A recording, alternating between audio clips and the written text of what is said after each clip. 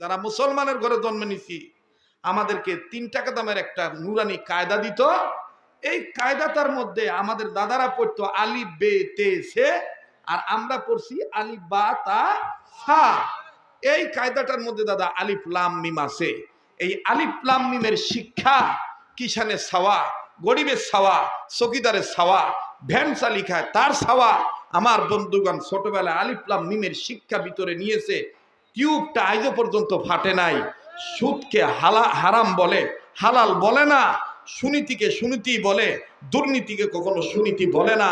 আমার বন্ধুগণ মরে যাইতে রাজি আছে কিষানের ছাওয়া, আলিফ লাম মিমকে অপমান হইতে দিতে চায় না। আমার বন্ধুগণ সেই লক্ষ্যেই সূরাতুল হাসরের 7 নম্বর আয়াতের প্রথম অংশ তেলাওয়াত করেছি। আল্লাহ বলেন, পৃথিবীর মানুষ, তোমাদের ঈমান নামক টিউব লিকও হবে না, বাস্ট হবে না, সব ঠিক থাকবে আমার এই বক্তব্যটা মেনে নিলে। আমি কি বলবো? বলেন আমি কি বলবো? একটা সোজা বাংলা ওয়াজ।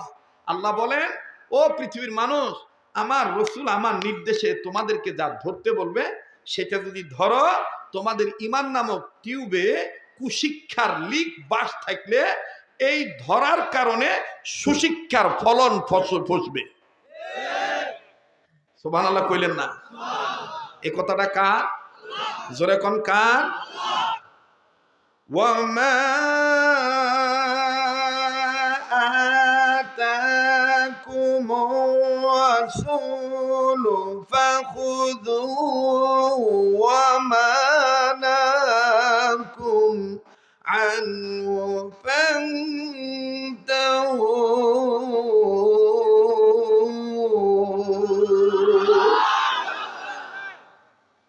কোরআনের সাথে কারো কোনো দুশ্মনী আছে?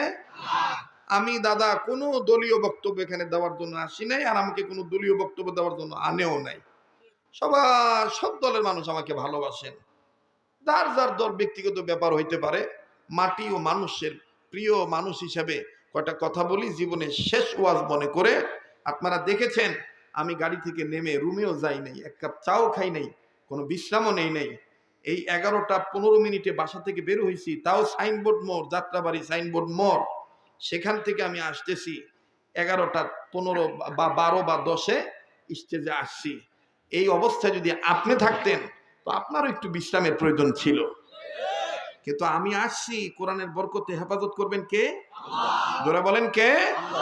আল্লাহ। আল্লাহ আপনাদের এই কষ্ট, আমাদের এই কষ্ট, অতিথিদের আগমন, উলামায়ে কেরামের আগমন নবীর উসিলা আল্লাহ কবুল করেন। বলেন আমিন। আরো জোরে বলেন আমিন। বাবা, কোরআনের সাথে কারো কোনো দুশ্মনী আছে? তাইলে কোরআন তেলাওয়াত করছি, তাতে কি বেজার হইছেন? কোরআন তেলাওয়াত মুমিনের সামনে করলে মুমিনের ঈমান বাড়ে না কমে? এ কথা কার? জোরে বলেন কার?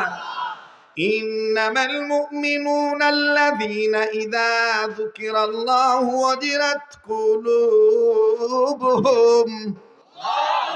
ওয়া ইযা তুলিয়াত আলাইহিম আয়াতুহু যাদাতহুম ঈমানা।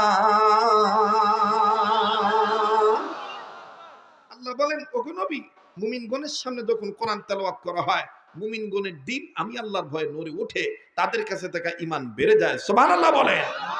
এখন যাদের ঈমান বাড়ে তাদের জবান দিয়ে আল্লাহু আকবার আসতে হয় না জোরে হয়? তো কই জোরে বলছেন? একটু জোরে বলেন আল্লাহু আকবার। সামনের ভাইরা চুপ থাকেন, পিছনের ভাইরা জোরে সরে বলেন তো আল্লাহু আকবার। মোটামুটি আওয়াজ আইসেছে, মানে ওনাদের চিন্তা ভাবনা কিছুক্ষণ থেকে চলে যায়। আবার সামনের ভাইরা চুপ থাকেন, পিছনের ভাইরা আবার বলেন তো আল্লাহু আকবার। মাশাআল্লাহ, এই তো আওয়াজ বাড়ছে, আলহামদুলিল্লাহ। উত্তরবঙ্গের মানুষদেরকে বুঝাইলেই বোঝে, কথা বলেন ঠিক কিনা? আরে ভাই, আমরা যত দেওয়ানি হই, উত্তরবঙ্গের চাউল বন্ধ তো আমরা না খাই মরি যাই। দিনাজপুরের চাউল বন্ধ হয়ে যাবে, আমরা শেষ। কথা কানি মাল্লাম ইয়াশকুরিন্নাস লাম ইয়াশকুরিল্লাহ। উত্তরবঙ্গের মানুষ মঙ্গা এলাকার মানুষ হতে পারে, কিন্তু অন্তর অনেক উদার মনের। আর আমার মাশাআল্লাহ, আমার মায়ের দেশ উত্তরবঙ্গ, রাজশাহী বিভাগ। তো উত্তরবঙ্গের দিকে তো আমাদের একটা আলাদা টান থাকবেই, কথা কোন ঠিক কিনা? তো মাশাআল্লাহ, উত্তরবঙ্গের মানুষকে বুঝাইলে বুঝ মানে। আবারও পিছনে ভাইরা বলেন তো আল্লাহু আকবার। এবার পিছনে বাবারা চুপ থাকেন, সামনের বাবারা বলেন তো আল্লাহু আকবার। মাশাআল্লাহ, সামনের ভাইরা পিছনের ভাইরা মিলে মিলে জিলে বলেন আল্লাহু আকবার। আমার বন্ধুগণ, আল্লাহু আকবার বলতে হবে, নির্দেশ কার? এটা কি আমাদের হুজুরদের কোনো বানানো স্লোগান? আল্লাহু আকবার বলতে হবে, নির্দেশ কার? ইয়া আইয়ুহাল মুদ্দাসসির কুম ফাআনযির ওয়া রাব্বাকা ফাকাব্বির। ইয়া আইয়ুহাল মুদ্দাসসির কুম ফাআনযির ওয়া রাব্বাকা ফাকাব্বির। আল্লাহ তার নবীকে কখনো আদর করে বলছেন, ও কম্বলওয়ালা, ও চাদরওয়ালা, আপনি দাঁড়ান, আপনার রবের মাহাত্ম্য ঘোষণা করেন, তাকবীর দেন। যেখানে আল্লাহ তার নবীকে তাকবীর দিতে বলছেন, সেখানে আমাদের সমাজে যদি কেউ বলে আল্লাহু আকবার স্লোগান চলবে না, এটা দেওয়া যাবে না, আমরা বলবো ভাই তোমরা যে দল করেন করেন ভাই, আমরা মুসলমানের ছাওয়া, জন্মের পরে কানত বাপ মা আল্লাহু আকবার আওয়াজ দিছে, বুঝ হওয়ার পরে আল্লাহু আকবার আওয়াজ শুনি, এখনো পান্তেখানা পাঁচক্ত মসজিদের আজান আওয়াজ আল্লাহু আকবার আসে, আবার মরার পরে আল্লাহু আকবার আওয়াজ দিয়া ফির কবরও ছুটাইবে। কাছেই আল্লাহু আকবার তোমার কাছে না চলতে পারে, আমাদের কাছে আল্লাহু আকবার আওয়াজ ছিল, আছে, থাকবে। কারণ চক্রামানি দেখে আল্লাহু আকবার আওয়াজ বাদ দেওয়া যায়। কথা বলেন ঠিক কিনা? তাহলে বলেন তো আল্লাহু আকবার।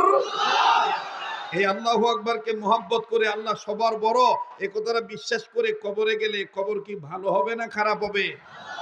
মূলত কিন্তু কবর ভালো জায়গা না, বেঈমানদের জন্য কবর ভালো জায়গা।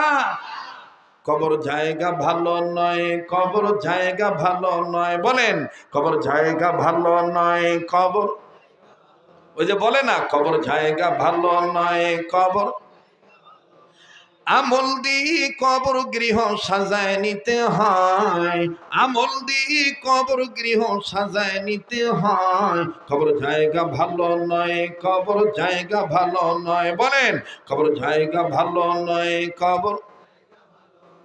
ওরে 6 দিন পরে নখ খসে যাবে, 9 দিন পরে চুল, ঠিক কিনা? ওরে 6 দিন পরে নখ খসে যাবে, 9 দিন পরে চুল, কবর গাহের সামান নিতে কইরো না কেউ ভুল, কবর জায়গা ভালো নয়, কবর। ছোট ভাইরা, কলিজার টুকরারা, বলো না কবর জায়গা ভালো নয়, কবর। আমল দিয়ে কবর গৃহ সাজায় নিতে হয়, কবর জায়গা ভালো নয়, কবর। রঙিন এই পৃথিবী ছাড়িতে হবে, সাদের এই দেহ মাটিতে খাবে, শূন্য হবে তোমার জিন্দেগানি, কার লাগিয়া এত মায়া এত চোখের পানি রে মন, কার লাগিয়া এত মায়া এত চোখের পানি রে মন, কার লাগিয়া এত মায়া এত চোখের পানি, ঠিক কিনা? সন্ধ্যা হলে ডুবিবে বেলা, কথা বলেন, সন্ধ্যা হলে ডুবিবে বেলা, সাঙ্গ হবে ভবেরি মেলা, কেউ বা দিবে আখিরি গোসল, কেউ বা দিবে আখিরি গোসল, কেউ বা আনবে আবার আতর দানি, কার লাগিয়া এত মায়া এত চোখের পানি রে মন, কার লাগিয়া এত মায়া এত চোখের